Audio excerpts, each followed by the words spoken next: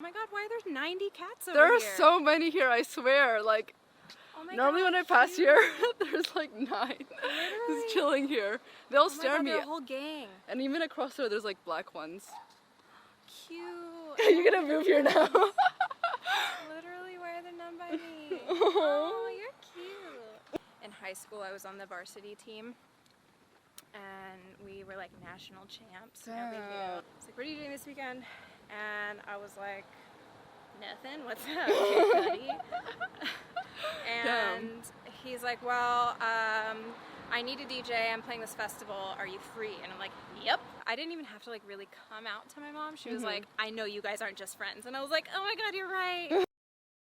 Hi, so today I'm here with Kittens. Hi. So I actually found your, I think it was called the North Mix. For Thumb like 3 years ago.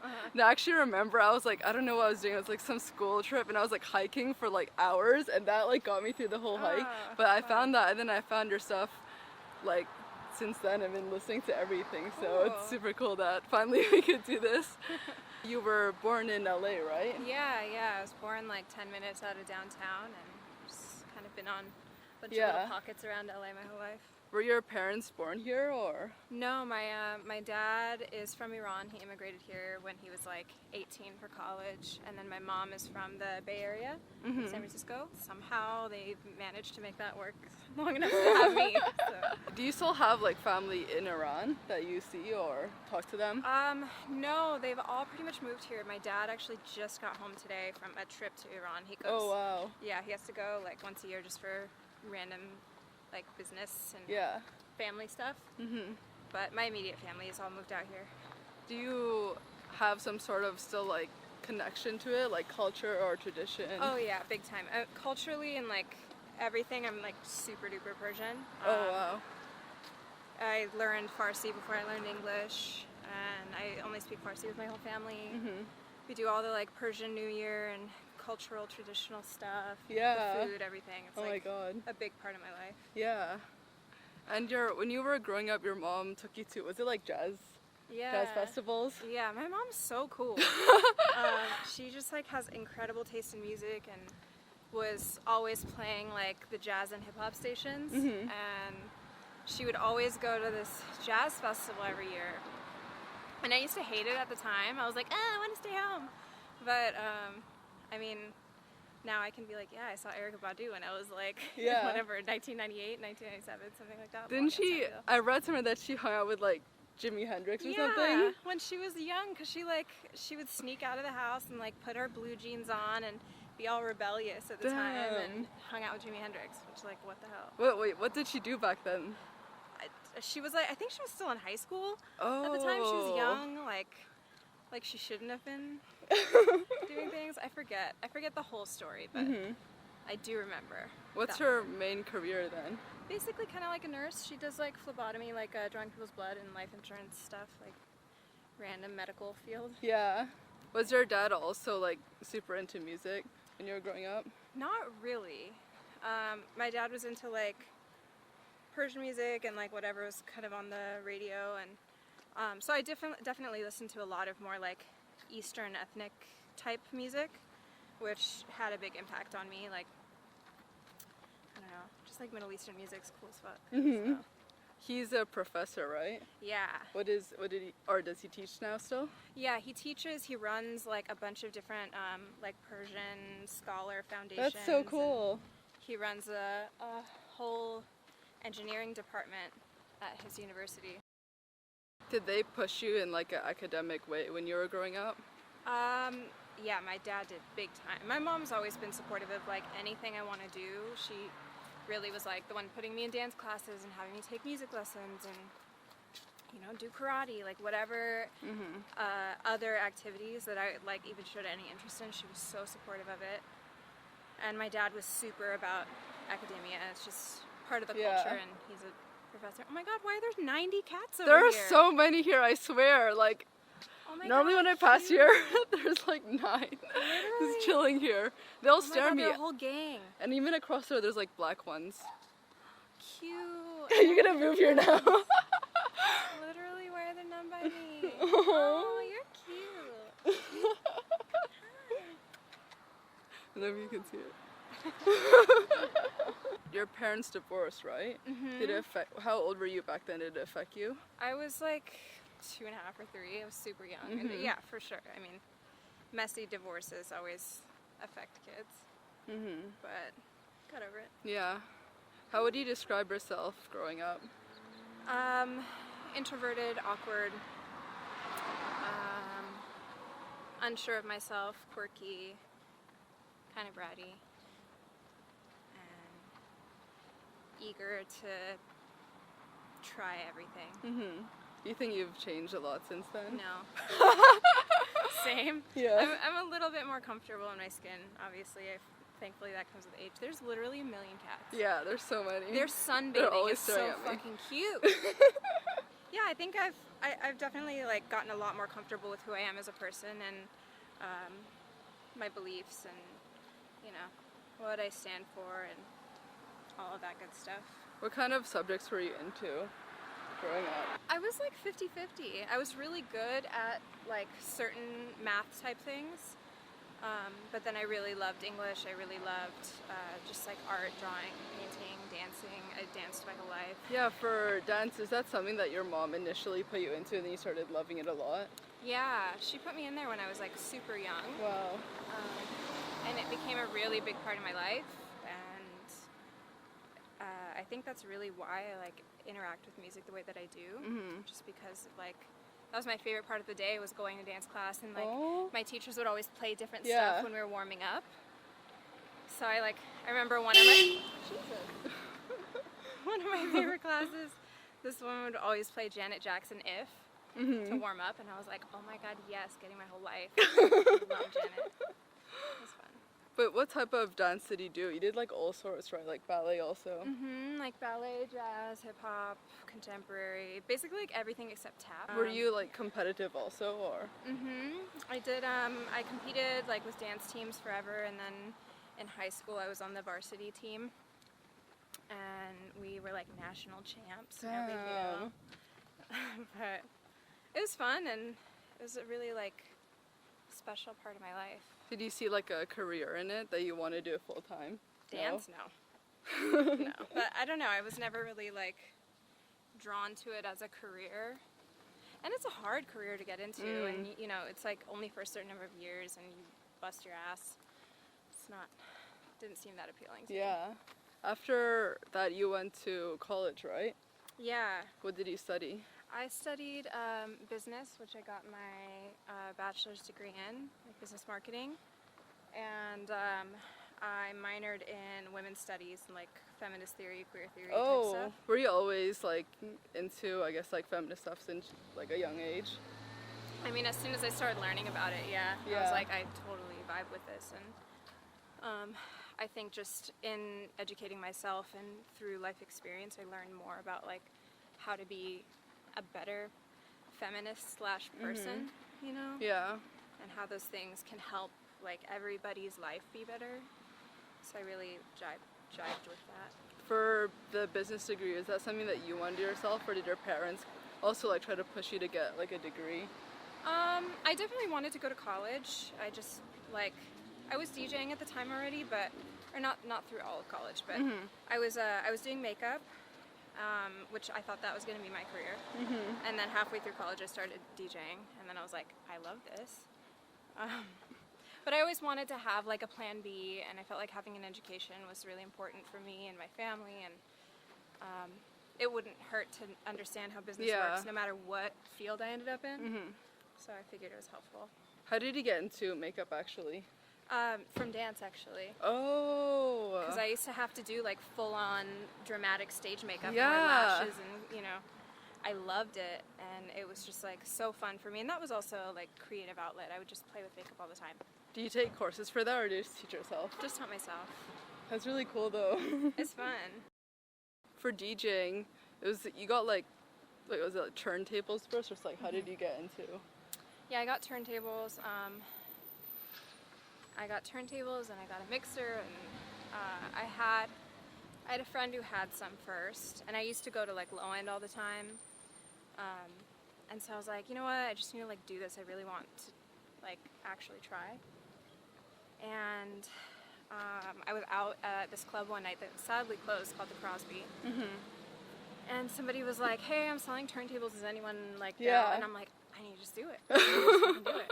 And so I like scraped up all my savings and bought them, and like was trying to teach myself and trying to like put together things that my friends had showed me, but they were all like old school scratch DJs. So they're like, yeah, you just know. And I'm like, what do you mean you just know? Like, give me something here. Yeah. They're like, yeah, the BPMs need to match. I'm like, how do I figure out the BPM? Like, well, how does the song, like, when do I know when to do what? So I, like, slowly learned those things. It took me a while, and then I started finding out little things that, like, made it really click. And kind of went from there. How did you, was there, like, a pivoting moment when you realized that, okay, I'm going to invest, like, my whole career into this? Well, I had a day job doing marketing for this nightclub. And I was like booking the DJs and doing all of that, which was great. I met some amazing friends, and I met like all kinds of industry people through that. I was still in college, and I was doing that job, and they also let me be the resident DJ there, so I was getting a lot of practice. Oh, that's really good. And then like maybe 6 months or so after I graduated from college, that nightclub was closing because they'd been open for like 5 years. Yeah. And nightclubs just don't last that long in LA. So I was like, okay, like now is the time, like do I just take a risk and go for it and see if I can make DJing a thing for me, or do I like hustle and get another job? Yeah. Like, what do I do? So I gave myself 6 months. I had saved up enough, and I was like, I'll give myself 6 months, and if by the end of this I'm not comfortably making ends meet, then I'll get a job. And I haven't had a normal job since. But then that's how you met like Fool's Gold and everyone, right? Yeah, I met A-trak through that club because I was booking there. And he didn't play the night I think we met. It was like, I think we'd booked Flosstradamus. Oh, okay. That's what it was. It was Floss, and like he came, and actually Josh just posted a picture from that night like 2 days ago. Oh my god. But me and A-trak met that night, and we just hit it off. And before that, I was really close with P-Thug from Chromeo. Oh, okay. Who's, like his brother's band. And I don't know, we just vibed, and we were like sending each other music, and we just really clicked. We've been friends for a long time. How did you go from that to like, was it DJing for Kid Cudi? Cudi was before that. Oh, okay. I was still in college, and basically I was working at this club, and then I played some pool party, and normally like the Hollywood clubs at the time were always like playing Calvin Harris-y type stuff. It was like that moment. And I was playing like Tupac in The Weeknd and like weird like beat stuff, which I would always get in trouble for, but I'm like, don't care. Yeah. And somebody was there, used to work for Cudi, and like he's trying to throw some parties, like just, you know, low-key house party type vibes in like a small club that he can have friends come to that aren't so like, look at me bougie bottle service. And like, do you want to play? And I was like, yeah, for sure, that sounds fun. And they're like, it's no money, and I'm like, of course, it's for the exposure. So I went and did it anyways, and then that was it. And then a month later, I got a text from him saying like, hey, what are you doing this weekend? It was like the beginning of the week at the time. It's like, what are you doing this weekend? And I was like, nothing, what's up, Kid Cudi? And he's like, well, I need a DJ, I'm playing this festival, are you free? And I'm like, yep. He's like, can you come to rehearsal right now? And I'm like, yep. And that's so cool.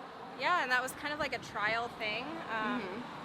So I did the show with him, and then we hit it off. We did the festival together, and it went really well, and I almost peed my pants because it was in front of so many fucking people. It was so scary. Was that the one of the first time you played to such a big crowd? Yeah, I'd never played to that many people before. It was at Buku Fest in New Orleans, which Oh, is like really okay. big. Yeah. And I was like, holy hell, okay. So after that, I did a bunch of shows with him. How about Usher? And how did he start mentoring you? I met Usher while I was doing a Kid Cudi show, actually. It was the second show I did with Cudi. We did South by Southwest, this MySpace party, and it was Cudi, Hoodboi, and Diplo performing. And it was right when Climax came out. Yeah. So I guess Usher went to see Diplo, who was playing right after us. And like I would play and like warm up the crowd before like Eddie would do a set. And when I finished, there was this like person in the shadows on the side of the stage who like grabbed me and was like, "Hey, were you actually DJing out there?" And I was like, "Duh, I wasn't knitting a sweater." Yeah. So I like snapped. I'm like, I wasn't knitting a fucking sweater. What do you think I was doing? And then I realized who it was, and I was like, oh, just kidding.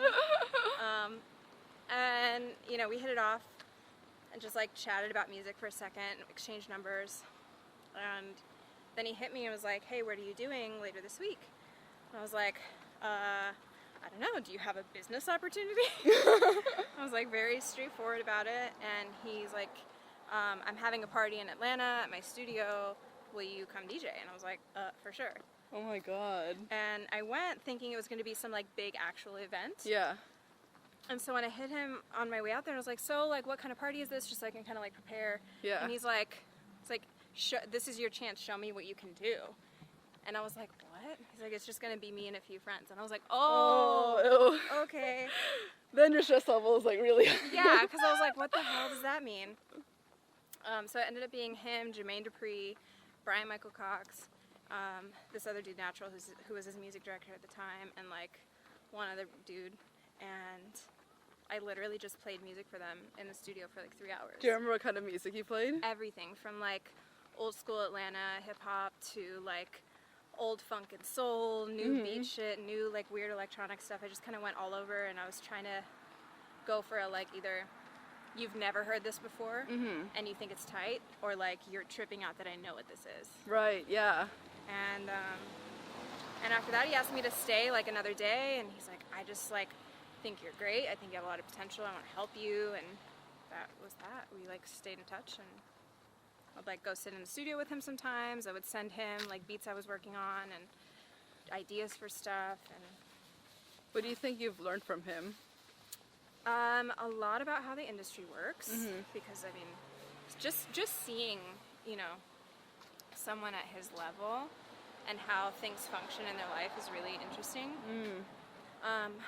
But just getting ideas on like how to, like, I guess frame what I want to do and who I want to be, and how to like authentically get there. Yeah. Because I mean, I've been doing this for a minute, and I can't tell you how many people have come in and out of my life like, I want to make you a star, you should do blah blah blah blah blah, and you'll make it. And I'm like, but these things are so not me, and it's like I can't just like do something because somebody says it's gonna take off. Like, I'm gonna do something that feels right to me, and you know, if it's not genuine, like I really don't care to do it. Do you think most of your skills, because it's pretty like entrepreneurial what you're doing, do you think a lot of that came from college? I don't know. Like, because it's like your own, pretty much your own business, and that's harder because it's like yourself. Yeah. And like saying no to things is really hard. Yeah, I guess that does come from just like basic knowledge of how business works and how brands work, and you know, wanting to have longevity in a brand and a product versus just like something that peaks and falls really quickly. That's not appealing to me. So I'm able to kind of, I guess, look at my career in more of a like long-term, big picture business plan versus like, I like playing music, I'm gonna do this sometimes, I want to be famous. Like that just doesn't like do anything for me. How did ATHLETIXX form?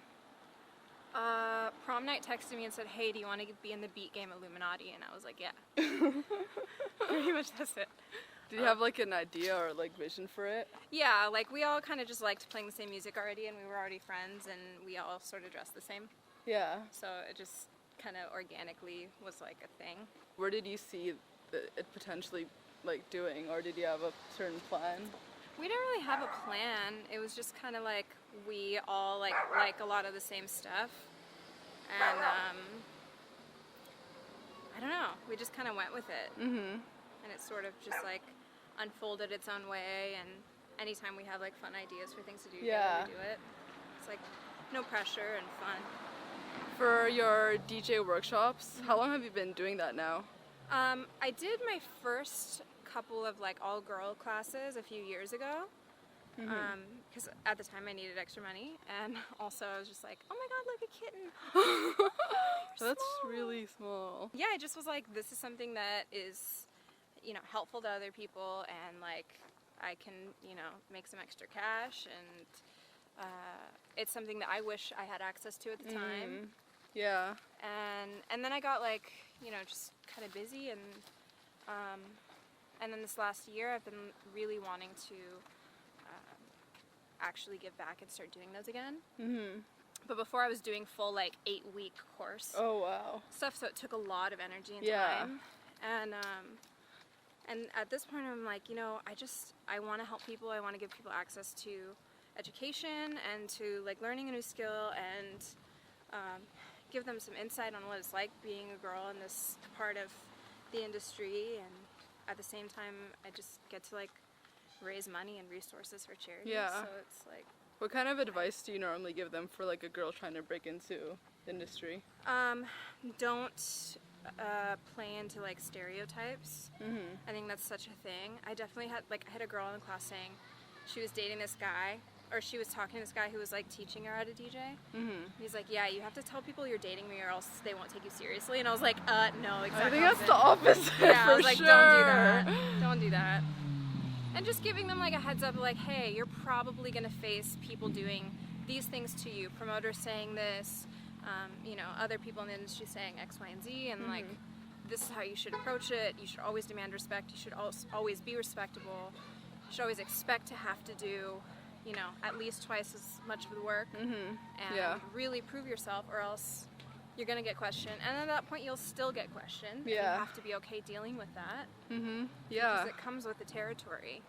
And the only way we're gonna like break that whole cycle is by elevating more and more women. How did you even have like the knowledge to put together a whole course thing?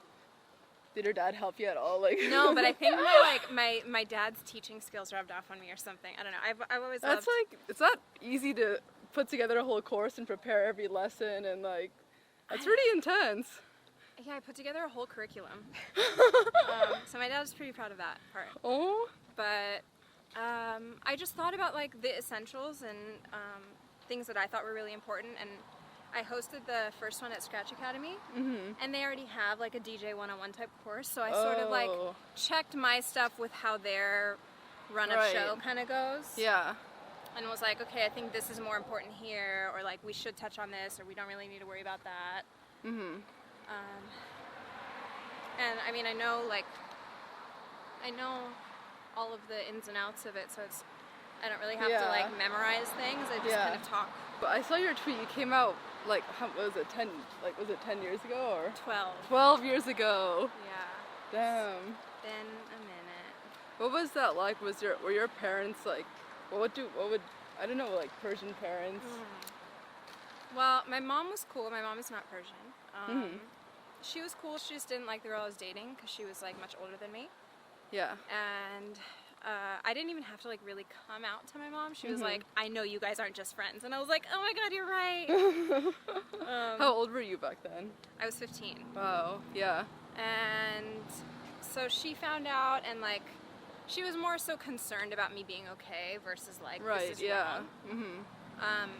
And then I think it was harder for my dad, just because like, you know, it's taboo, and especially in like the Middle Eastern culture, everything that's supposed to be personal and private is really kept personal and private. Yeah.